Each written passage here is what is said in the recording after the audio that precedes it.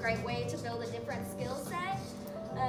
Rios experiences building some of these skills while he's working for Johnny, but it's not satisfying for him, you know, and that kind of goes back to that intrinsic versus extrinsic motivation. He's working for $1, you know, and like the first time I went to the Y, I'm like, I just gotta do this for some class or whatever. But when you go for yourself, it feels really different. You get a lot more out of it.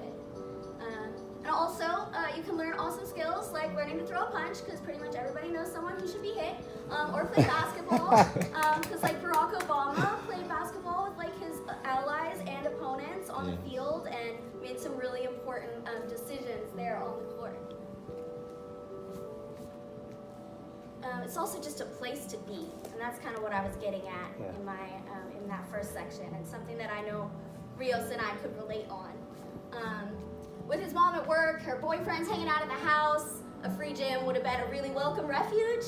He talks about how he's trying to look cool and it got him in trouble.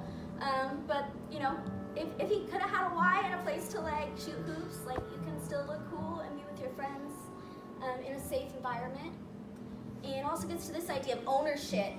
Rios goes back in his reformed adult years and talks to the kids on the street corner in front of the same shop that he shot at, and tells them that this store is important because it's part of their community.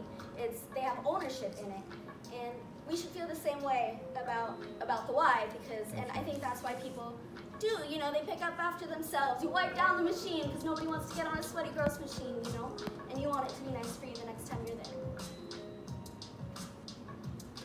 Socialization. What'd you hit next? Because I'm running behind. Oh, sure. Accessibility.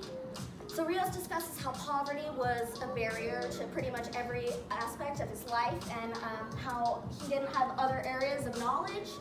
Looking back, I realized how limited my understanding of mainstream culture was, and how my friends and I never had a chance to learn about the larger society around us. The Y does a really good job of providing instructional resources. So like, I don't know how to use any of that stuff in there, but I don't have to